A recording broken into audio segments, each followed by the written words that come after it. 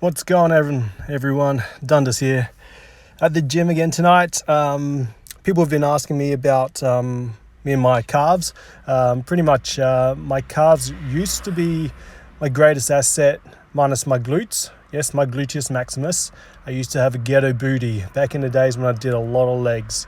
But secondary to my glutes, essentially, or actually, my whole legs were a killer back in the days. My quads, my glutes, my hammies, my calves, everything was like ridiculous. But yeah, quite noticeably, my calves were kick-ass. A couple of years ago, snapped my Achilles, couldn't essentially do much on my calf. A year before that, I tore my left calf muscle as well. So I essentially had it was about a 10-15 centimeter tear vertically down my left calf through the gastrocnemius. Almost a complete tear. Wasn't worth having surgery because apparently calves heal up on their own quite well, providing I have really good rehab, which I had pretty good rehab, I must admit. Just that for some reason or another, I decided to go and snap my Achilles tendon a year later. So that kind of sucked, or a year or 2 years after. I generally put it down to doing a lot less calf raises and calf exercises, increasing my Achilles mobility and strength. Anyways, did a few sets of calves, changing the angles a little bit, making sure I'm hitting the outer aspects and the inner aspects of my calves. I didn't hit my soleus too much. Usually to target your soleuses, you want to be doing something with your knees bent, which takes away the effort onto your gastrocnemius. You're still going to hit your gastrocs while you're doing seated calf raises. However, you're really going to target your soleus a lot more whilst doing those.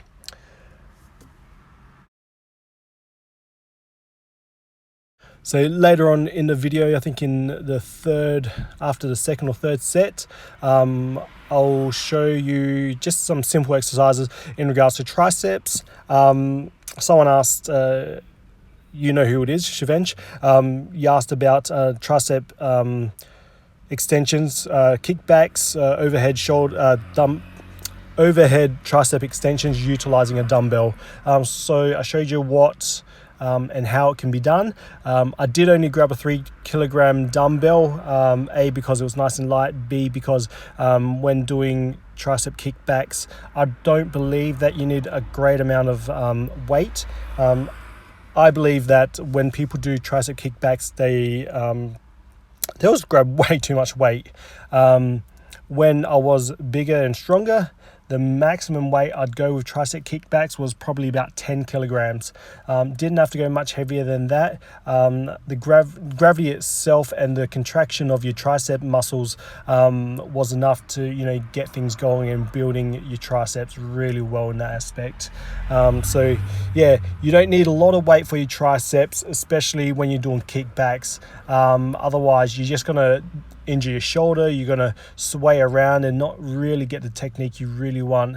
As you can see, while I'm doing my tricep kickbacks, I've got my body pretty stabilized. I'm utilizing a bench so I don't move too much. I probably shouldn't have my neck sort of tilting down like that. That's probably not great on the posture, but you'll see, I wasn't overly, my humerus wasn't moving too much. It was all in my forearms. From the elbow, it's just like a movement from that point on. At the top of the exercise, contracting my triceps really well, as you saw when I was pointing just a moment ago.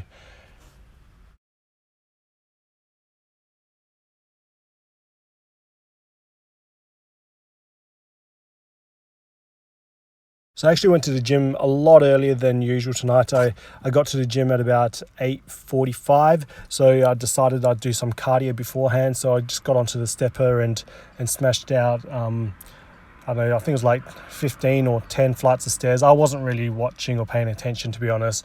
I was actually just playing games while I was on the Stairmaster. It's a good place to chill out and just play games and not even think about what you're doing. I think it's sometimes if you're going to sit there and play games on your phone whilst at the gym, hop on a cardio machine where you don't have to run or jump or anything like that, where you can actually play on your games. And it's quite relaxing that way, I think, and reduces the perceived time whilst doing cardio.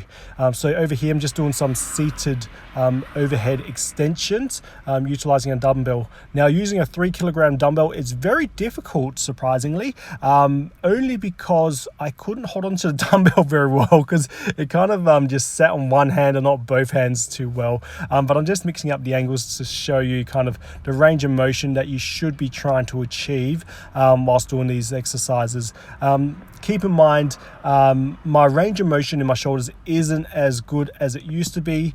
Ideally, I'd like to have my elbows tucked in a tiny bit more, but what I can do is that, and that's the best range of motion I can achieve without having any pain whatsoever.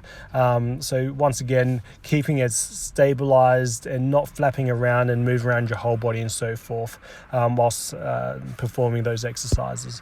Back into pull-ups, just smashing them out as per usual. Some of those reps probably aren't the cleanest reps, probably not getting full extension all the way down, but it's also probably because my left tricep is a little bit fatigued from doing the tricep kickbacks, surprisingly. I think I just really contracted the shit out of my triceps, and it kind of felt like it was going to cramp up.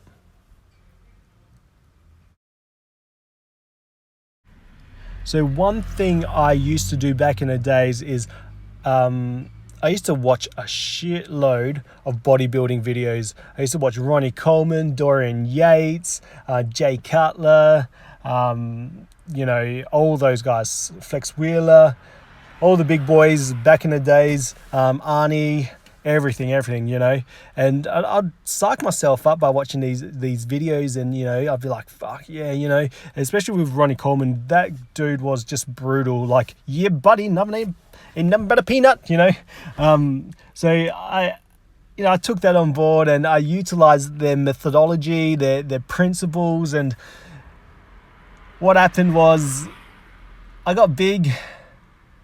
I was crazy, my cardio was actually pretty decent, surprisingly. I could run 12Ks with no issues. I was a big boy. The only downside was that my mobility was crap because I was wide and I couldn't walk properly, and I just looked a bit silly, to be honest.